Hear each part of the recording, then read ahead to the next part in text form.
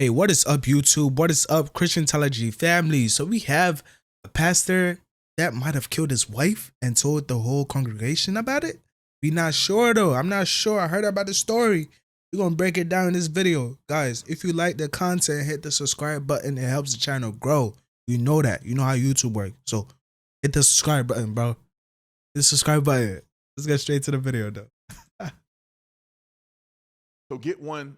I've been on this rant talking about pastors in the modern church, and I'm just disgruntled. Like I ain't gonna lie, like I'm burnt out of the modern church. The modern church is it went off into something else. These are influencers who take the pulpit, go to cemetery school, and I'm saying cemetery school. I know what seminary school is. I call it cemetery school. They go to cemetery school and they're looking for a job and opportunity. And the opportunity says, be a pastor. You make $50,000 a year, glass ceiling, on the glass ceiling app.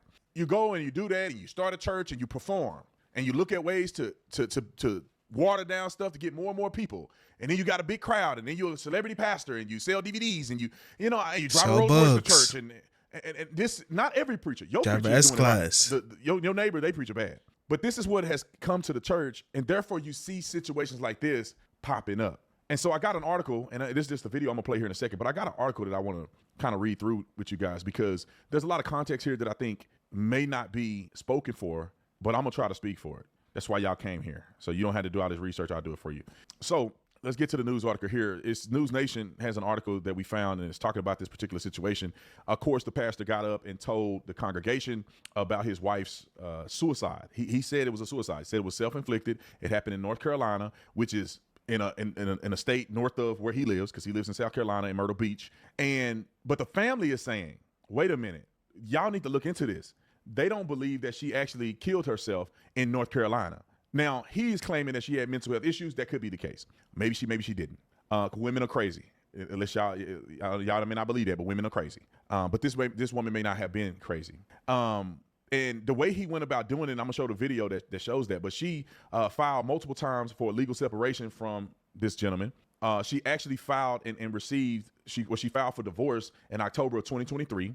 On her social media, she posted a video that alluded to abuse. This is her, and this is the video that she posted about abuse. Well, and life's been kind of crazy the couple past weeks, months, years. But I've kind of had to keep my circle really small for the past couple weeks, just because I'm going through a lot, and it's hard, and it's my cross to bear. It's the thing that God has put in my life to deal with, and I don't want to bring a lot of people into it. I'm so thankful to God for a strong family and the friends that God has put in my life to be there for me at this time. I just wanted to share that my heart and my prayer is that the church would stay strong, that y'all would stick together, because the church is God's people. It's not a man, it's not a person, it's not me, it's God's people, the bride of Christ. And it's a lot of really good people in the church that see I'm gonna let her finish, but this kind of speech, and I'm gonna let her finish because that'll give me a better diagnosis in totality, but this kind of speech is things that people do when they're suicidal, and when they're like this gloom and doom end of the world perception. That's definitely true. Thinking about and imagining a life with doubts where these people don't have her in it, right? I hope the church continue to do things. It could be divorce, but it also, people are thinking in their mind, I'm going to be out of here, and I hope that y'all do well and things of that nature. Let me let her finish. Run your race. Stay encouraged. Stay in your word. Keep worshiping. Like I can't wait to worship again with everybody. But you catch that? Right? We caught that, right? And to God, and I don't think God would be pleased with me if I just jumped right into missions and women's events and creative directing and worship leading and stuff. I think when your world is shook up, you need to take a pause, and I can only pray that more people will take a pause and I'm trying to get my priorities straight right now. And that's making sure that my heart doesn't have any unforgiveness, bitterness, resentment, just forgiveness and hope for the future and peace. Because you can't put a price on peace from God. So thank you for all your prayers and support. Know that I have to keep my circle really, really small right now. I'm used to having a really big circle, so it's hard because I want to reach out to everybody and tell you how much I love you and I miss you. But this is the best way that I know how. So I love you all. I miss you. Thank you for your love and support over the last couple years. And some of you, up to 18 years walking with me as my friends. And for right now, I've just had to put everything on pause to get myself right. And I think God's happy with that. So keep praying for me. Thank you. And I love you. I'll be praying for you. Now, I don't know the 100% context of this. It looked like maybe they separated. She hadn't been in church, or she hadn't been active in the church for whatever reason. That could very well be the case. But you get a little bit of a sentiment of how she feels, the things that she's saying. It's kind of gloom and doom. I'm not going to lie. And people love putting stuff on social media to blast their spouse. So I'm not trying to act like this is somehow. I've had a lot of women that have reached out to me about situations of abuse. And I just want to tell you what a lot of people have told me lately and reminded me, because I think I forgot. I knew, but I pushed it in the back of my head just because of my situation.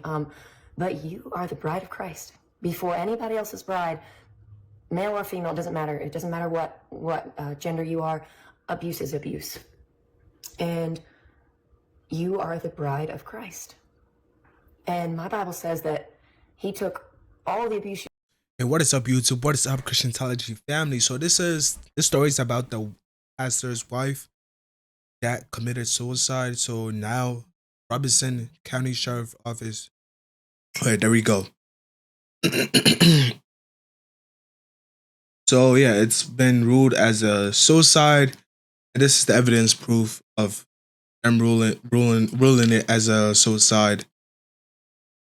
I think. Okay, so this is it right here. So Mika Miller is seen on her Ring camera leaving her home at Saturday, April 27th. I don't know if y'all can see that. Okay. This is her leaving the home at April 27th. Okay. This is her right here going to her car. This was Mika seen on the 27th as well. So now Mika Miller is seen walking into a Dick's Pawn shop in Myrtle Beach on Saturday, April 27th. This is her right here. This is her right here. You see her? This is her. Same outfit, same glasses. Head. Glasses on her head. 12:13 p.m. Miller is observed at the register and initiates the purchase of a weapon. So this is a weapon. Mostly weapons come in a little case to protect it from authorized users. So she purchased a weapon. Okay. Miller is seen buying a gun at Dick's Pawn Shop on the 27th. Miller is observed leaving Dick's Pawn Shop after purchasing a weapon and ammunition. Miller's black Honda Accord is observed traveling Highway 501 4 Mile Road. Okay. Miller's black Accord is observed arriving at the 41 Grocery Grill, which is located at this location. So Miller is observed leaving the store after purchasing the drink and gas. Miller called Robeson County from Lumber River State Park. The Lumber River State Park is 32 miles, 41 minutes from 41 Grocery. Okay. This is her. Great. This is her. So this is all evidence that she unfortunately suicide. Why would she purchase a weapon to allow the husband to kill her at the state? Doesn't make sense. Obviously, now it's ruled as a suicide. Yes, the woman fortunately was going through a lot of things. Let's play a video. This is a clip here. Details for you this afternoon Yes. about the death of a Myrtle Beach pastor's wife. And just a warning, some of the details might be hard to hear for some.